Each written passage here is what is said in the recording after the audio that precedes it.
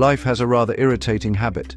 It changes, plans collapse, people behave differently than expected, meetings are moved, technology fails.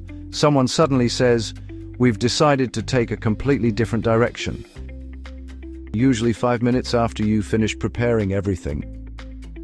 In emotional intelligence, flexibility is the ability to adjust your emotions, thoughts, and behavior when circumstances change. It is part of Steven Stein's EQ model and belongs to the area of stress management. And that makes sense, because change is not always the problem. Our refusal to accept the change often is. Suppose I have planned my entire day.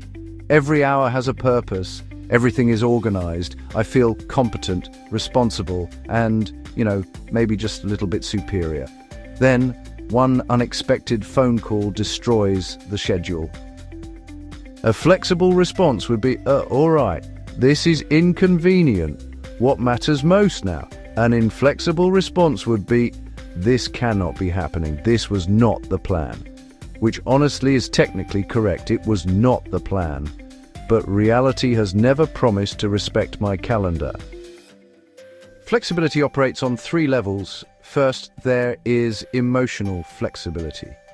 This means that I can experience frustration, disappointment, or uncertainty without remaining stuck in it.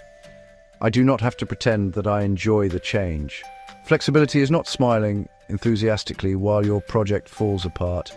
It means recognizing the emotion and then moving forward. Second, there is cognitive flexibility. This is the ability to consider another interpretation or, another solution. Maybe my first idea was not the best one.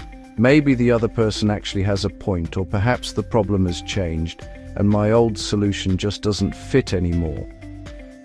This can be difficult, especially when we've spent years becoming experts. Experts know things, and after a while, knowing things can quietly become, needing to be right about things. Third, there is behavioral flexibility. This is where we actually change what we do. We can understand the new situation perfectly and still, continue with the same old behavior. We say, yes, I completely understand that customers now expect something different. And then we just keep serving them exactly as we did in 2008. That is not flexibility. That is rigidity with a PowerPoint presentation. Low flexibility often appears as a strong need for routine, control, and certainty. You might notice yourself getting irritated when plans change. Sometimes you may continue defending a decision long after it has stopped making sense. Or you might treat your preferred method as the only responsible method. Behind this is often a simple belief. If I can control the situation, I will feel safe. The thing is, life contains other people, and, other people are not exactly famous for behaving according to our internal operating manuals. But flexibility can also go too far. A highly flexible person may change direction constantly, adapt too much to others, or abandon a good plan at the first sign of resistance. That is not healthy flexibility either. It is instability. Real flexibility does not mean having no backbone. It means, knowing what should remain stable and what may change. Your values may remain stable, your boundaries may remain stable, your purpose may remain stable, but your route, timing, expectations, and methods can change. You can be firm about the destination and flexible about how you get there.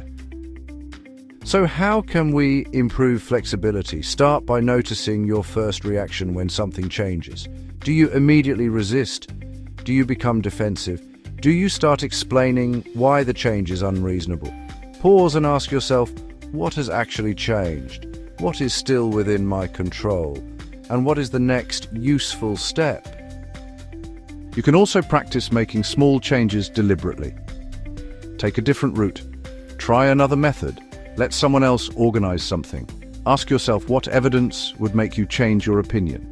Not because the new option is automatically better, but because your brain benefits from learning that change is uncomfortable, not necessarily dangerous.